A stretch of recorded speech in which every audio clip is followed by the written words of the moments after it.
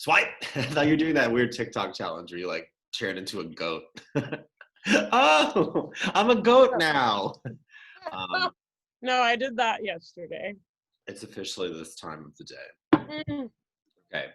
If I didn't drink all my wine last night, I would have. Yeah, that's how it is. I guess we'll start there. That's where I'll cut the audio in. Me like approaching to pour a White Claw in. Yes, honey. She's a bartender. Ooh. Bartender. You see this fucking cup I got? It has a chicken on it. Cute. I got 16 of them. Is that a cock? I see. Yeah. Oh my God, $10. Woo! I didn't know. You found $10?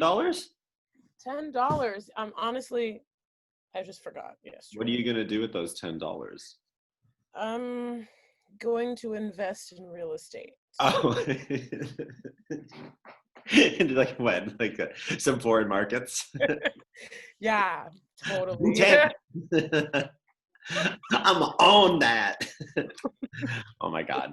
All right. I guess this is where I'll start the RDO. I mean, RDO. I can't even say audio right. I'm like RDO. From the makers of audio. I just got a pop-up. Why do I get pop-ups from the Daily Mail? I want you to ask me that question because I don't have the answer. Because they give me like the Real Housewives news that I like, but also like it tells me like Joe Biden eats baby's head. Wait, I can't hear you anymore.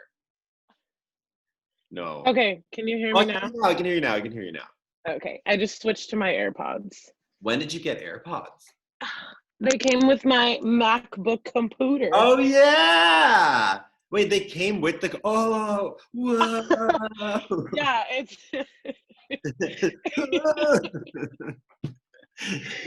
Our podcast, because most of our communication is like totally post-verbal. I know this is going to be interesting. How translate? Yeah, I put the trans and translate. So hello, welcome to the Special Sauce Podcast. I'm happy you're here. We talk all the time anyway, but I figured that if I was going to interview anyone on the things that they like and things that they make, it probably should be someone I've spent the last 3 years of my life making a record with. Slash, I guess have known each other for almost 10 years now. True. I think it's 8. It's 9. 9? Yeah, it's 2000. I met you in 2011. Oh my God, math! You're so right. I love doing that. It makes me feel like I have control over the viewpoint of God. Yes. I'm gonna poke you now. So I guess this podcast is usually. I'm wearing my Nick Cage and PJ Harvey shirt today, which I love, but I got bleach on it when I was working, so now it has a blemish. Honestly, that's so punk, though. Oh, you're right. So usually on this podcast, I like start from the beginning of like your life and like a very good place to start. So like where were you born? Okay, I'd like to start off by saying this is the story. This is the story of a girl who cried a river and drowned the whole world. Drowned the whole world. She looks so sad and photographed. She's made of mashed potatoes when she cries. Yes, exactly. You took the words right out of my mouth. I'm from Brooklyn, New York. I was born in Long Island. Oh, fierce. And then, because that's where my mom's doctor was. And then I came home to East Flatbush. Hello. But then after I was 5, we moved to Rockland County, New York, to Spring Valley, which is where mostly I grew up until like 8th grade, and then I still went to school there, but lived like all over the place in the tri-state area. Do you want to mention the crazy thing that your dad does and who he is?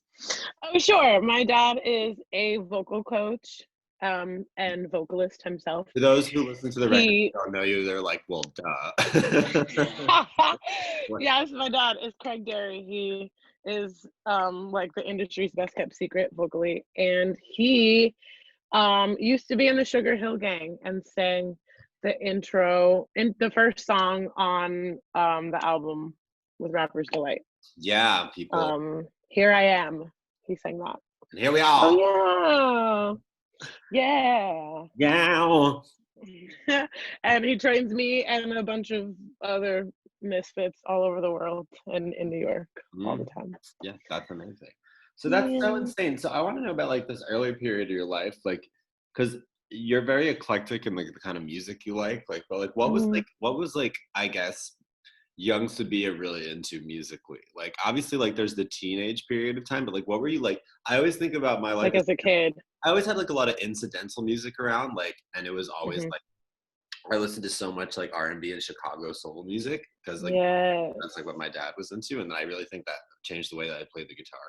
So like, is there any like what was like what was the soundtrack of that period of time? I mean like neo soul, R&B, hip hop, like the classics. I mean like 90s.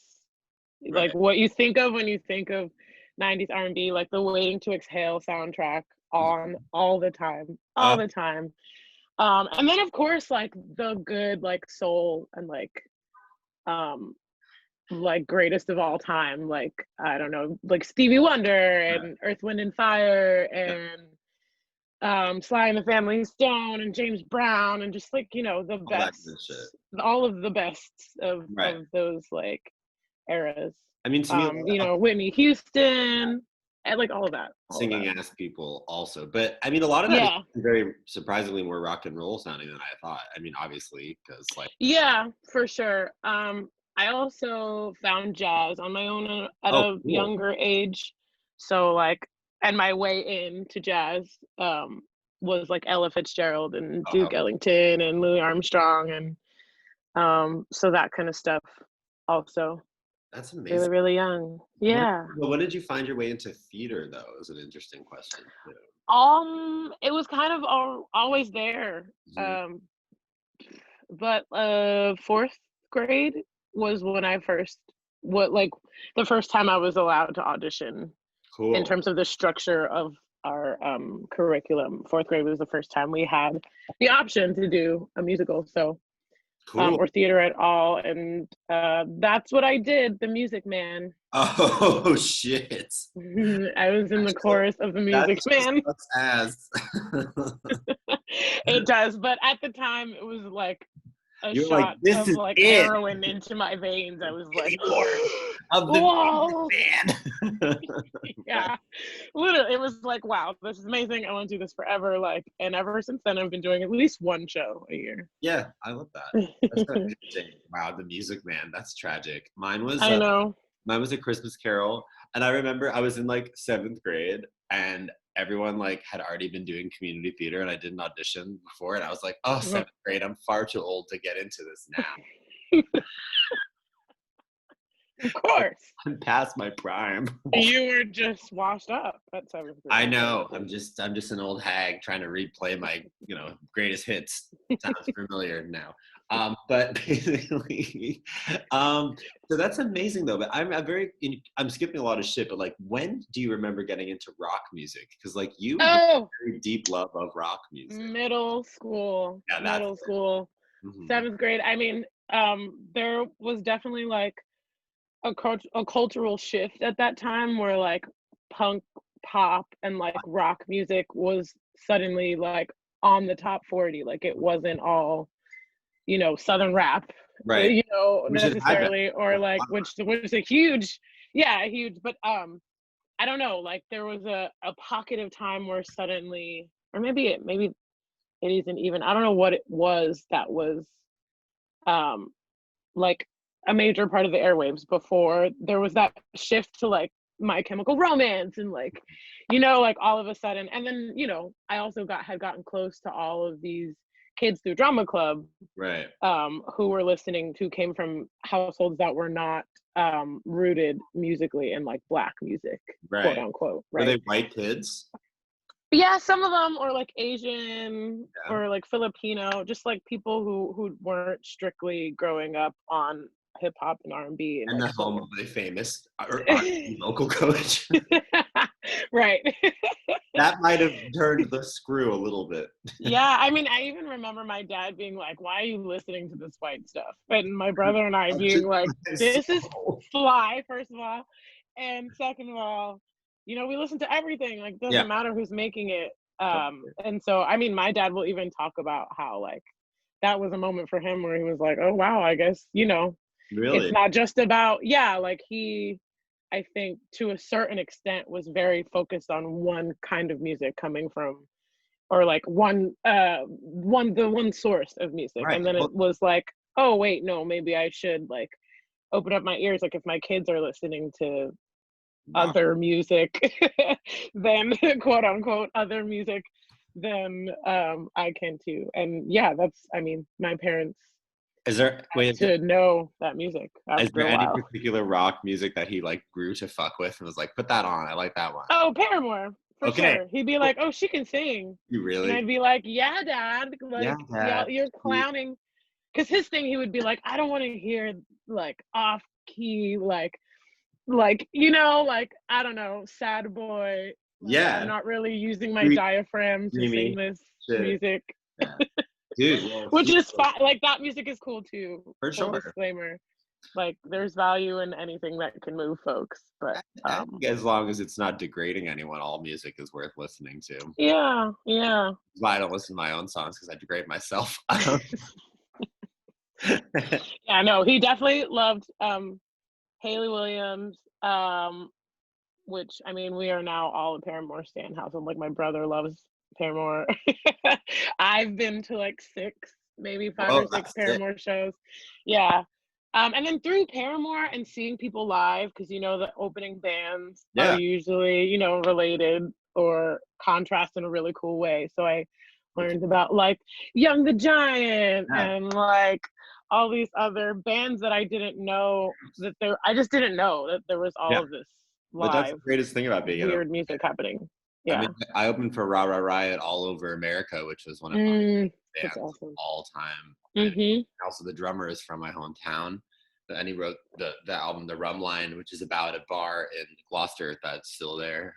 He died, unfortunately, but I got to know them all really well. You know, going around America, like they'd be like, "Oh, we never heard of you before. Like, and you're a drag queen, amazing!" And they'd come back like every time. You know, that's the whole That's thing. so cool. I mean, music is it's ultimately a big community. Hopefully, if it's all going right. So, like, I love that. Exactly. Is that how you? And it's so interesting because when I met you, I mean, I'm kind of just skipping around really quickly because we know each other. That's So fun. what looks like what Yeah, yeah. like when I met you, like I think the first band we ever bonded over is you. I think you brought up Mute Math to me. Fuck No, you had yes. a T-shirt, and I was like, "Is that a Yeah. Mute Math T-shirt?" Because I had Mm-hmm. never heard of anyone else who liked them. Like, I know. I mean, when I meet people, other people who love them, we kind of yeah, form an instant bond because not a lot of people in the yeah. grand But scheme how of did you get music. into them though? Because they're such a weird band. Like I mean, it was definitely my best friend Tiff. Tiffany, She really? Tiffany showed me Typical, the Oh, song from yeah. Typical. That's like their most poppy one too. And I had heard it already and I was like, oh, like this is great. I do know this song. I do like this song. But then she played something else from that album, something like on the weirder side, you know, with lots of drum solos and weird breaks in between verses and shit. Yeah, like, and I was like, wait, what? Yeah. And then I found out their background, them being from New Orleans and incorporating so much. Because that then too, I was like, what am I responding to Yeah. from all of these like white dudes on stage? Like, what is happening? And like it's the jazz and like blues and like big band like background that they have that is so, and that spirit, you know, like Oh, that such a pure, powerful, honest, for me, it's vulnerable just the spirit. scale of all of it. It's Oh, just well, I mean, for me, oh, gross. I whoa. I just I just I saw them on Conan because I used to watch as a kid. I wanted to be a comedian. I didn't want to be a musician at all, but I loved Right. music. I didn't start writing songs until another chapter of my life I'll talk about involving you. But I saw them play on. I used to watch Conan every single day when I would do my homework, like the night show before, and we were Mm-hmm. the musical guest, and they played "Break the Same." Where Oh, they take apart the drum set. I'll link them. yes. See, the whole point of this podcast is I like just take all of the things that the person I'm interviewing likes and put them on a big list so other people can go find them. So But fun. dude, like that performance, he like tackles the keyboard and they like, but it's all worthwhile. Like, you know, I've Yes. actually been to, this is funny. a guy I know. Have you met my friend Dave before, right? Maybe. Strange Dave. I met him on my birthday. Hey, Dave. Yeah. Hey, Dave. So, but he had gotten an extra ticket for this thing called Project Revolution, which was an emo festival. And they tried to invite like everyone in the world to go, except, and then like I was like the last person who was like, oh yeah, I guess I'm around. So in one day I saw Taking Back Sunday, My Chemical Romance, Mindless Self-Indulgence, which blew my fucking mind, and like a lot of other Linkin Park, who were pretty bad, honestly. Oh no! I know. But Because Linkin Park, though. they came on after My Chemical Romance during the Black Parade era. Like, ooh, yeah. pretty hard to fucking. And you're either gonna run with that energy or let it. Like, I ran towards it. Make you feel very sad to be following it.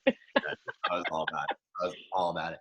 But Linkin Park, man, fuck yeah, I love you. Yeah, I love you, Linkin Park. I started this tangent. Oh, because it was like all felt very crazy but necessary, and like that's what was cool about UMass for me.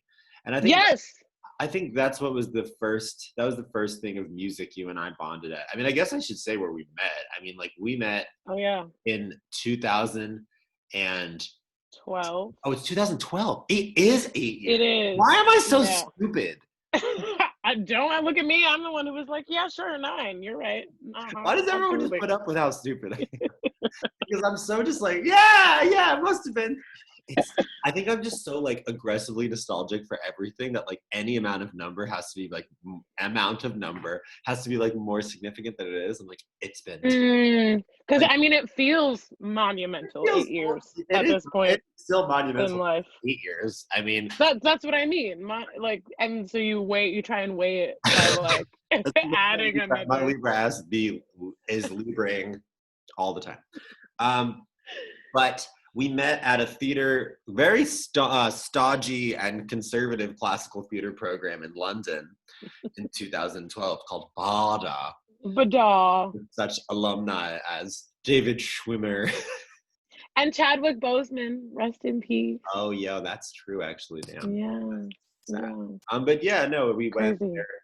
We did. Got into it, and it was a whole thing. And I met you. And the world was never the same. Yeah, it was wild to think that, we were 20. I just turned 21 when I got there, but you're a year younger than me, right?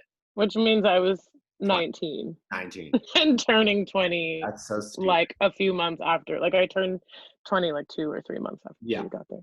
But yeah, right, dude. But fucking, I mean, it's just crazy to think like we were that age. Like, I mean, I still am paying it off, like, but like, oh yeah, like living in London and like going to see shows constantly and like incredible. Oh man, I mean, it was interesting though, but it was also a really interesting turning point for me because I was like, wow, I really don't want to be as part of like stodgy conservative like art making processes. Like I really got a lot out of it, but at the same time, I was just like, I don't know. But yeah, you learned what you didn't want. The weirdest thing was my mom forced me to bring a guitar there, and I was like, I remember wow. I know, which is funny because like I taught myself pretty, like I had a couple of guitar lessons, but like I always just like I had a guitar, but I didn't know really anything about writing music, and I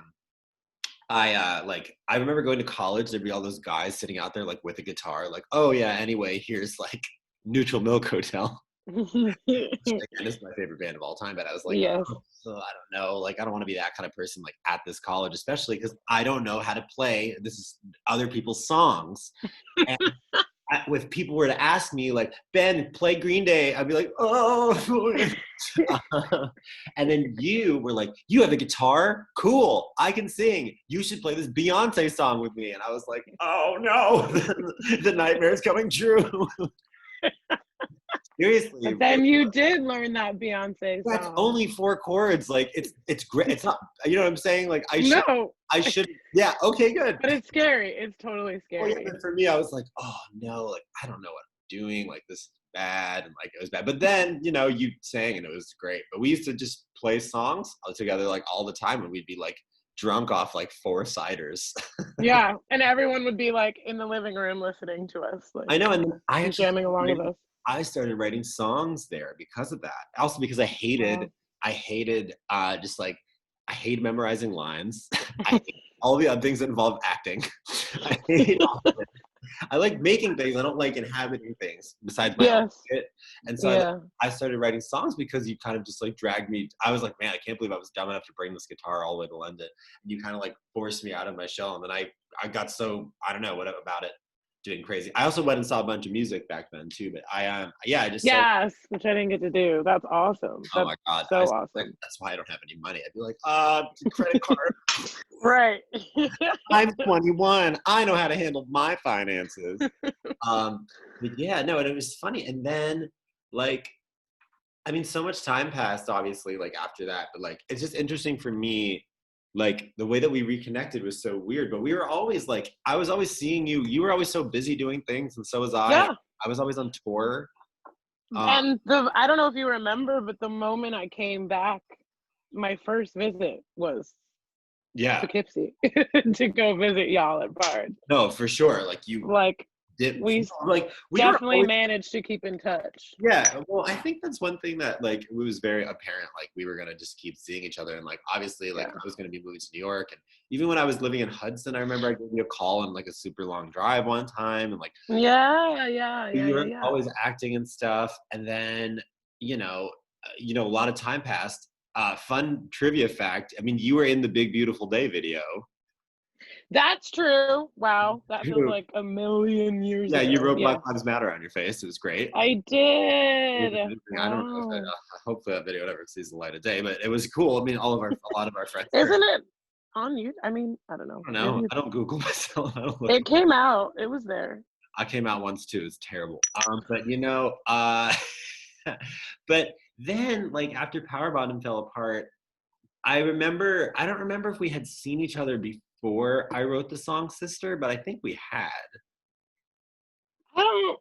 Hard to know. I don't know, because I feel like I didn't see you for a really long time, like during Power Bottom, because you were touring and stuff. You hit me up like when the band fell apart and everything and like whatever. And then when I got back to the city and I was like totally like catatonic and bald and wearing fake glasses everywhere, I remember I had written the song Sister like at like noon. I cleaned my room, I wrote the song, and I was like, I don't think I should sing this. And then I texted you like, do you want to come over and try to sing the song? And you were like, sure. And then fucking did. And I'm going to fucking cut in the audio. I'm just going to cut in the full audio of that recording at the end of this because it is the best. It's probably the best. Oh my God, what a good time. It's hard like when you like if you hear laugh track and stuff like that, but like my favorite thing we've ever made maybe still is that TBH. Besides IDK. IDK is pretty fucking insane. But that day was just like so magical. And I was like, because I was just like, I don't know, I was like I had always, the thing is I actually remember distinctly being like, you should come sing with Power Bottom. Like that would be fucking amazing. Yes, after one of your shows, you were like, you should sing with us. And I was like, yes.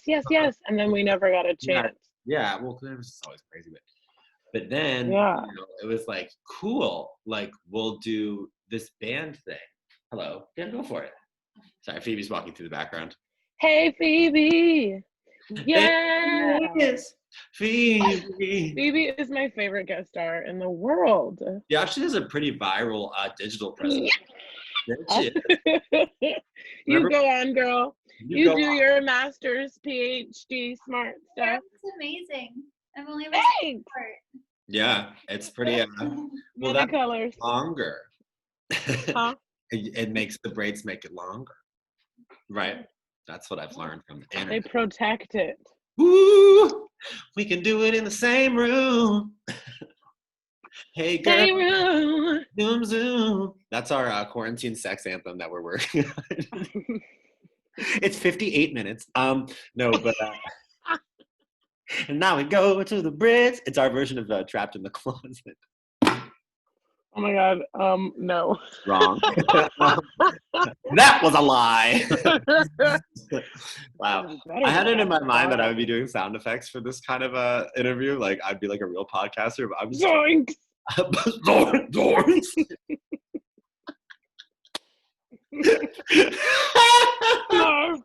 Narf. Zoinks. Dude, I haven't zoinked out in a long time. I zoink every 10 minutes. What are you talking about, darling? I zoink when I wake up in the morning. I Dude, can't possibly make a move without Zoinking. possibly make a move. Good God. But dude, so like, fuck, whatever. Anyway, fucking, I remember like we did that and I was like, hell yeah. And also like, you know, like you were working on your own music, which is out on Spotify. I'm going to put the link in the thing. And you have new music that's coming out too. That's so amazing. But we just sort of like, we also lived right next to each other and like, we were just like, well, that's what I was going to say. Yeah. Like, right before you asked me to be in the band or right after, I don't know which one it was, but I had already moved. Like I had already found a place like 10 minutes away from you or like. Yeah, I don't even think you were living there yet, right? No, yeah, I had just like found it. Like I had been confirmed that I could move in there. That was like and it was crazy. Yeah. And then I moved even closer. Yeah. And it was like, wow, if there's any further confirmation.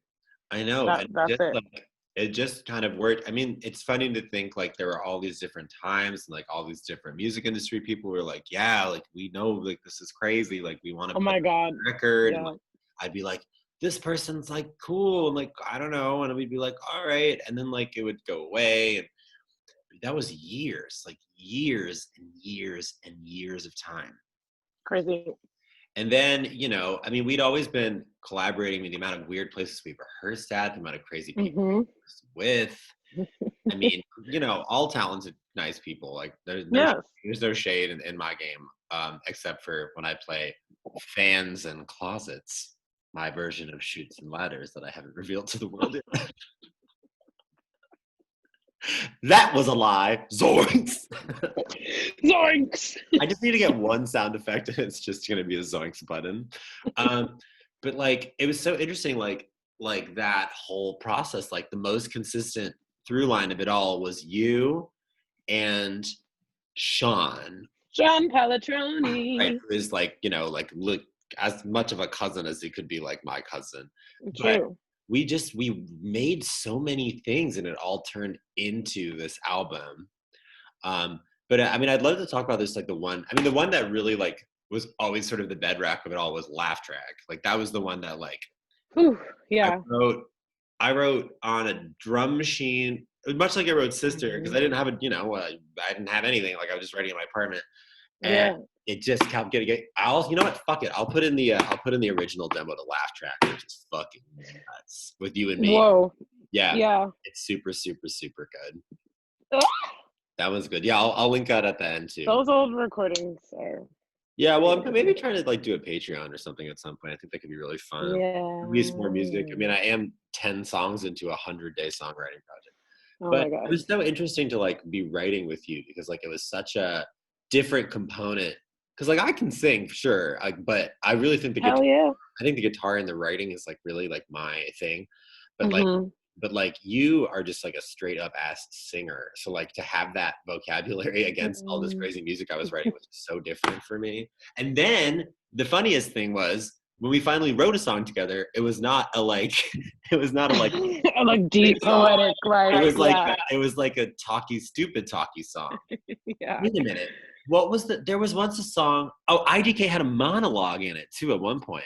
Oh my God, it did. It still can one day. It still could, yeah, no, it should. Yeah. I mean, ideally, the only way that you and I can perform that song is at the end of the show. Fully. At the end of the show. Because we've done some secret shows, like as far as like playing at my parents' house and in my apartment. We've not played a show yet. Who knows if we ever will? Pandemic. I love those shows so much. Oh yeah, a lot of fire breathing. But like that, yeah, that should definitely come back again. You should just start free associating for like half an hour.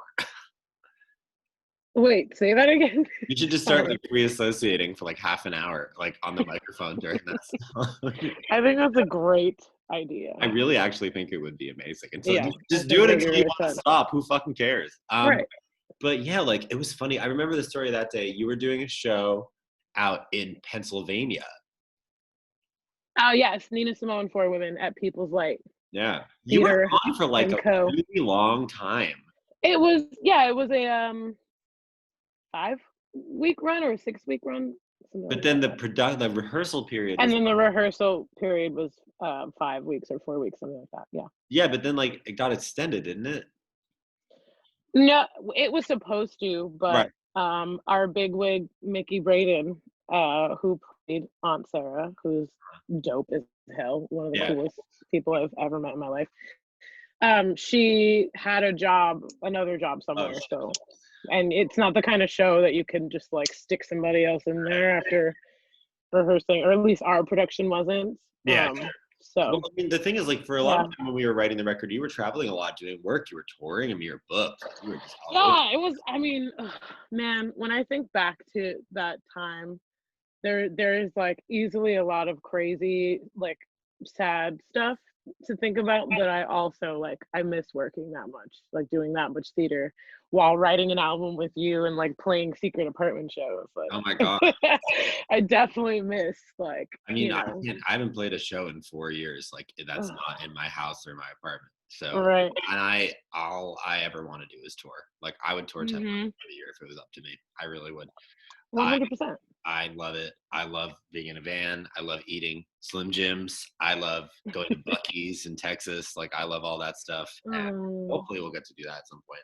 But dude, like, yeah, no, it was just so funny. Like, I honestly though, and I wonder if this is like my trauma brain a little bit, but I don't remember a lot of this. Like, I do, but like, I mean, same. Like, there's a lot of like pockets that I've definitely. Dude, like, I remember the day we wrote IDK, you had come back. I was so happy to see you. We went to Lone Wolf on Broadway in Bushwick, and we drank beers. You had wine. Okay. I don't remember. Yeah, I don't remember this day. We were fucking hammered, bullshit hammered drunk.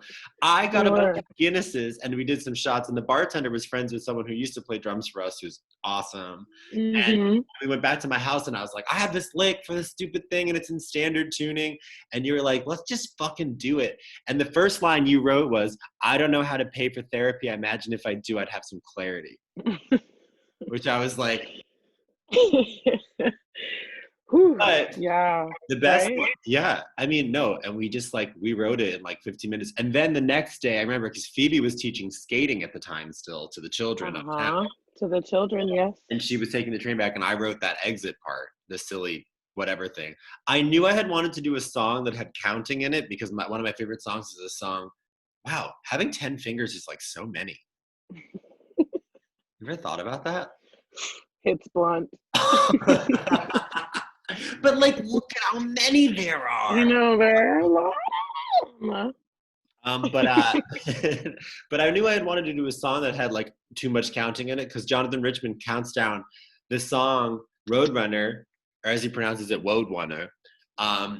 It's a song in 4/4, but he counts it down to 6. He goes 1, 2, 3, 4, 5, 6, bang bang, and I was like, what if we just went all the way to 11? Like that. I love it. Yeah, and I was down for the fuckery. It always just ends up with us screaming 11 as hard as we can. Our British theater teachers are cringing as we speak. I'm sure, yeah.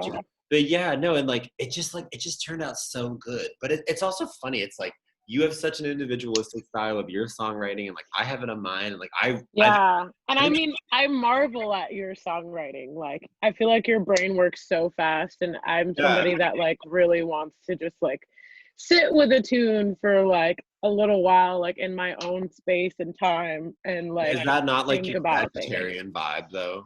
I guess so. That's what Amanda said to me the other day, like the overthinking Sagittarius, like thinking a lot about like analyzing and wanting to like, say the right thing. And I mean, like she used to write like 2 songs a record and they'd be genius, and I'd write 50 and pull 10 out. And now just be writing 100 songs in 100 days. Because like, I mean, it definitely is going to strengthen your muscle too, which is like kind of crazy to think about, because you already like. Can I tell you something? It's not even strengthening my muscle. It's what's the word for it? Like, it's loosening my judgmental quality. Yes.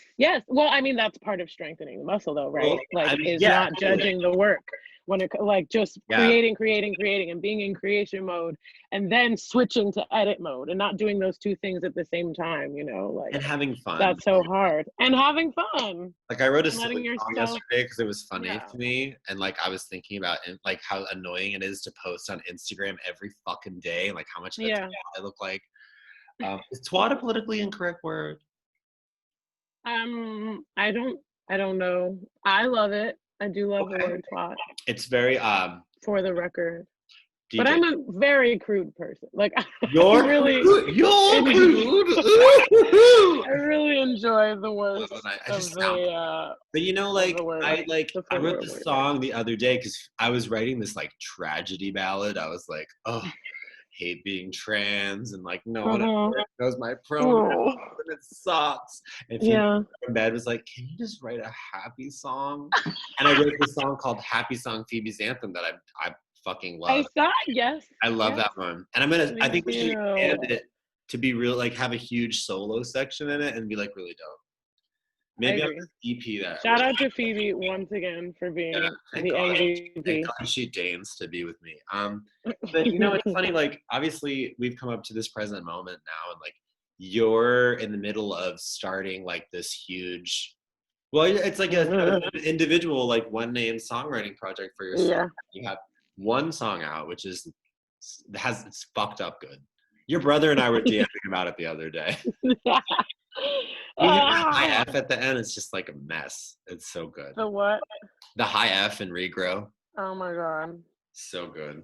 Crazy. Yeah. Wait a minute. I actually kind of want to talk about something interesting. What? Like, well, because you experienced a fucking massive vocal injury while we were working on this shit. Ooh, yeah. I mean, that's something that I don't think anyone really, like, people who don't make music doesn't realize, like, happens. It's happened to me. Like, it happens a lot. Like, even if you have good technique and you're doing your shit right, it can just happen.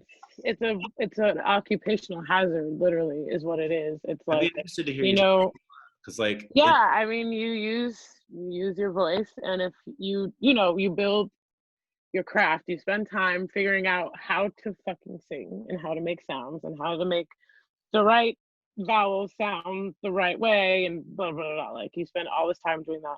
And then you have to learn how to keep doing that and like to not revert to something harmful just because you're feeling self-conscious or whatever. Like that technique really has to be there because it's what's going to protect you.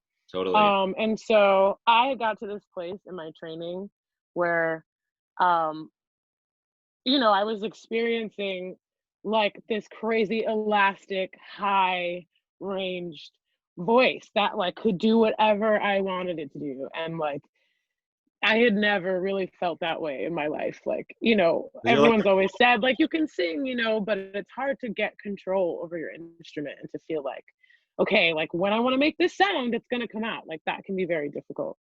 And it was especially difficult for me.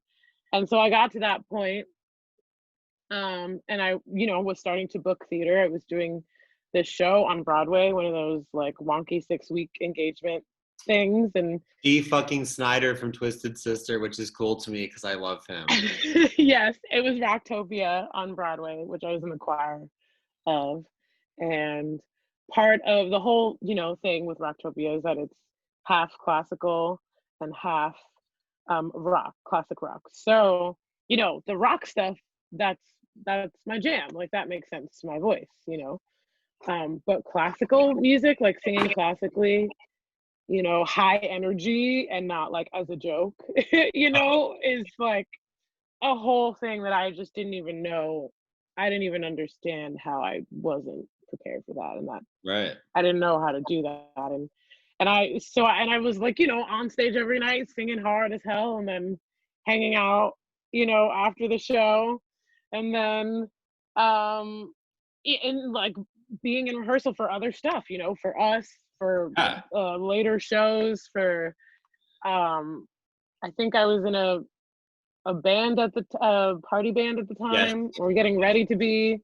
So, it was like a lot of things that my voice was doing. And I also was riding high because for the first time, I was solely singing and doing my craft to pay the bills. Like that was the only thing that I had to worry about. and it was amazing. But a few weeks of that, you know, wear and tear, and I like really fucked up my voice, and I had no voice for a little while. I mean, it makes me emotional to just talk about it. I know, like it was Well, like, I crazy. was thinking about it because it was such a hard time. I remember one night we were doing an apartment show, and I went for a high note on something, and I just like did not come out. We were both like, Yeah, crying. that was weird, moving on. And like It was right. It was the first one. I remember you were wearing a red thing. Probably. I remember you being like, "Nope, not there," and I was like, "What?" Yeah. Well, Like, huh? not That's never happened like, before. how dare you? More like what? Like, oh shit! Like, are you okay? And then Yeah. pretty much for 2 years, like after, has just been like a building back up process. Yeah. I mean, honestly, like of all the the a million things I felt like we've had to overcome, like to make this record and like to do all this shit, like you overcoming what you overcame to get those fucking notes out. Torture. Oh my god. Absolute torture. Well, it was hard for me as your friend, like just besides your like creative partner, like your friend. I just like, because it's deeply emotional when you know your instrument isn't working the way you're used to work. All of a sudden, you don't have control over it. Like you feel existentially. So, yeah, basically. I don't think I'm very good at like supporting people in situations like that because I think I'm very much like it's gonna be fine, and like right, which I am too. Yeah, so I totally understand that. Utter vibe. I mean, I didn't know how to support myself, and like I didn't understand that. Like, I just needed to chill for like a couple months and like really, take it easy and let it heal. And I didn't understand that. I kept trying to like kind of push through it. You know, I was also doing the rehabilitative stuff. You know, my dad was a coach, like I had access to that. But it took me a long time to realize like you just need to chill out and give yourself the space and time to heal. And then finally, over the course of last year, I felt like, okay, it's back. We're all right. Like it's gonna be all right.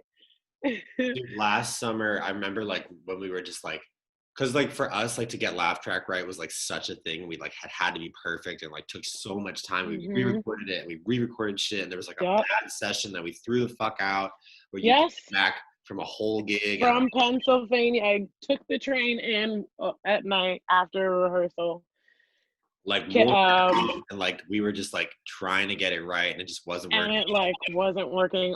First of all, that whole song in one session was difficult for my voice at that time, and I didn't realize like it was too much for my voice to handle at that time. Even though like yes, I can hit those notes now, which that is a major issue, right? That was the first step. Is like, how do I even get my fucking range back?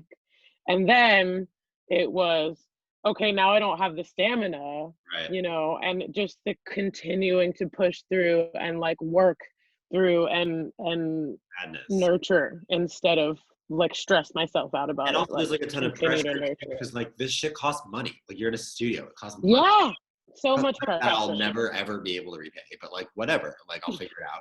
But like, you know what I'm saying? Like it, like I'm not feeling guilty. I'm saying like I'm just happy. No. But you know what I'm saying? Like, yeah. It was for me, and I was like, it was such a like I don't even remember this. This was so fucking long ago, dude. Right? Like I fucking know, like, oh my god, like we experienced that whole crisis. Yeah. Like, and then you know, like, wow, you know, it's because it's years ago now. I wrote Laugh Track in December of 2017. I wrote the first. Wow. It was called Destiny's Handshake. I wrote it on as an improv.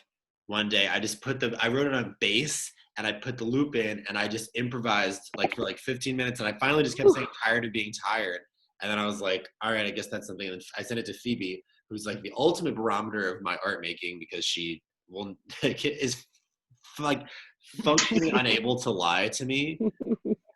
I love it. Really good song. Like you should really keep that one. And then she'd be months later, like you should finish that song, Laugh Track, or like whatever it was called. And then it finally at the time. In April of 2018. We couldn't even play it because I didn't know how to play it because it's all based on this looping thing. Oh my gosh, that was a whole thing. That was a whole thing. Still is. But we finally figured it out. But dude, like we finally figured it out. And that day in the studio, I mean, recording the version that's out now, I remember how hard I wept after the last take of Laugh Track, because I did too. I mean, we both. I finally we did it. Chugging blueberries and shit because it's like good. Oh, I had blueberries, dark chocolate, and honey with me in the studio just to keep my voice bouncing back and like not. Dude, I just unprotected.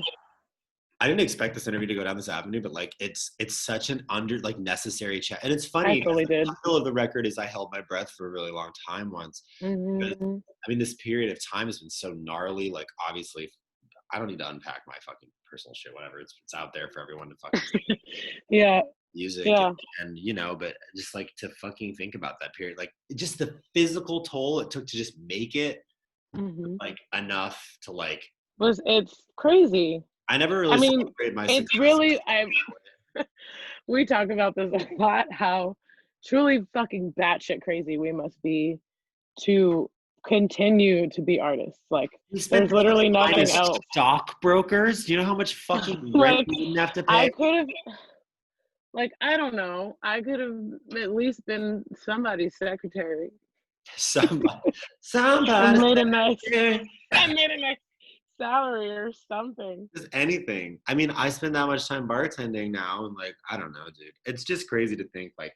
Then you know, I have so much more written, and we want to make more things, and I have an EP written now that I'm stoked on, and well, you got another thing coming out. I mean, it's crazy. I mean, all right, to wrap this fucking thing up, I think it would be useful. There's one section in the show where I think the most important thing is like, what do you want to do? Like, what is the thing that you want to do beyond all this? Like, money notwithstanding, like, what is it you want to make? Like, in a dream fucking world of shit. I want to make music and tour, and I want to be on stage in the like theatrical plays a couple times a year. And I want to find somebody's TV show that has the great part for me that I can be on for like 6 seasons. That's what I want. Movie? Yeah, 6 seasons in a movie, a couple Tonys, and just a band that tours with enough fans all over the world that I can tour, at least in tiny, shitty venues all over the place. That's really what I want. I literally, like, it's going to make me cry. Like, all I want to do is play in a dirty bar. Yeah. I want the dressing room to be clean, though. Yeah. That's it. Just make sure M&M's, you can be a dive bar front, but I need luxury in the back. We can put down a linen tablecloth. Oh, that's cute. If we tour with a linen tablecloth. Bitch, I'm gonna tour with a whole chest full of shit from Home Goods, just in case. Can we talk about Home Goods? I mean, iconic. That's its like own podcast, like Home Goods. Like, wait, what a great podcast idea. Just talking about Home Goods like every day. No, walking through Home Goods and talking. Oh, that's a show. We could do that. That's a fucking if show. We ever get to tour, if like fate is kind to us, like we should stop at every Home Goods there is on the road. Like we should find them on the tour map and then do a video there. I mean, that's just an idea. All right, so that's the dream of everything going forward. The ending section of the podcast is called "What Lives Rent Free in Your Head." Because for me, you know me, like I'll just be in the middle of a conversation because I can't pay attention to anything, and I'll be like, "Do you know this part of this song or this moment in this video that only I've seen? It's really cool." And people will be like, "Okay, Ben, chill the fuck out." So I'll start with mine. The thing that lives like rent-free in my head all the time now is the Mary J. Blige Burger King commercial. What's the new chicken wraps? What's the new chicken wraps? Below. It is to my knowledge, your roommates showed me this. It is a canceled commercial. Yes. I can't believe it. Well, I don't think it's. Well, no, I don't think there was anything like it's like a little inside joke, I guess. I don't think there was any kind of like substantial backlash. Like I think it didn't air, right? Did it air? I feel like it did air.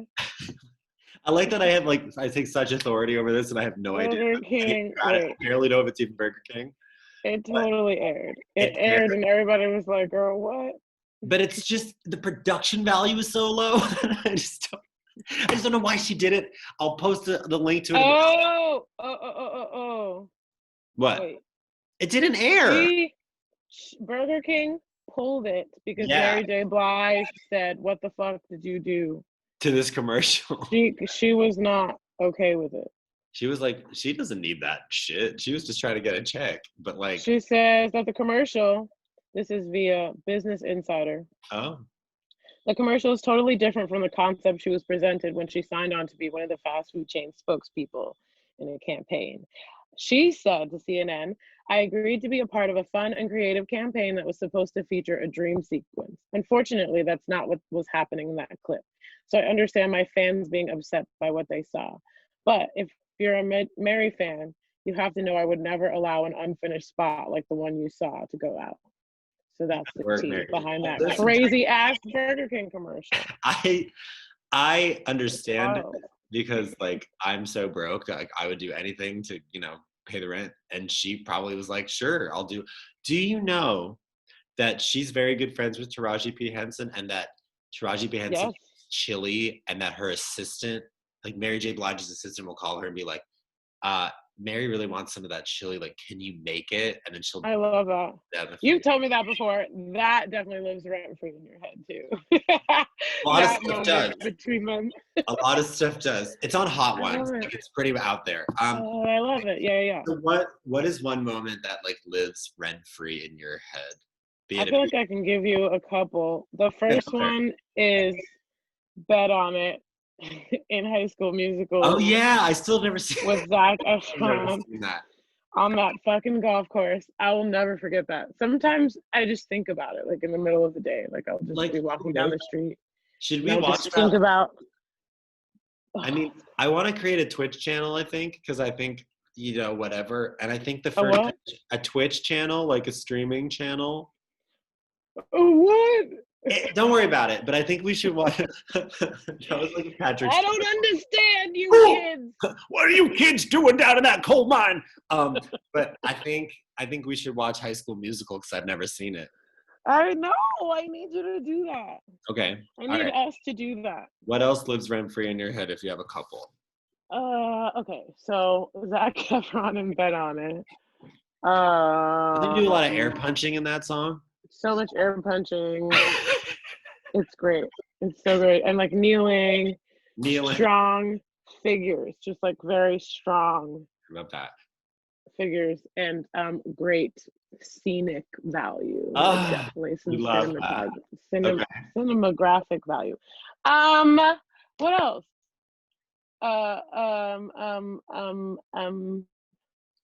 Beyonce saying that in the 4 DVD for the album, like the behind the scenes, where she's filming for the music video for Party, and she's watching the footage back of her really like glammed up in a leotard and hair rollers and shit. Gorgeous. Stirring around in a frying pan. She's watching the footage back, like in the on the set, and she's like, "I look like I can't cook." Accurate. And I just love that moment. I'm just like, wow. Like the fact that Beyonce can't cook makes me so. It feels like there's balance, in the universe. There's balance in the force. Yeah, because that woman is just a superwoman. That is amazing. Yes, I love that. Can you show me that sometime? I really want to watch that. I totally will. Do you have any more? Brandy and Cinderella. Oh yeah. Just constantly. What are your feelings on Jason Alexander in that movie? Oh my God, I love it. He's so good. I love him. A micro moment from that movie that lives in my head rent free is him on the ladder while the prince is like telling Mama Whoopi. Yeah. No, I don't wanna. And what's his name? Alexander. Jason Alexander. Not Jason Alexander. The prince. I don't know. Vincent something. Okay. Is his name or something Vincent. they're telling him like, oh yeah, we're gonna have a ball. You have to find a bride, whatever that. And Jason Alexander is like decorating something on the ladder, and they keep like pulling the ladder, and he almost falls, and he just like, and like hits against the wall a bunch. That literally is Cool. in my head all the time. I'm gonna let the people, when they listen to this, go find it. I love you, obviously. This was love you too. Great chat, obviously, to talk through this crazy record we made. Crazy. Ooh, damn, burping. Well, I'm gonna let you go. Is there anything you want to tell the children before you leave? Wear a mask, wash your hands. Yep, I'll link all your social media in the thing. I'll link your music. Keep an eye out. Yes. Yes. Keep an out for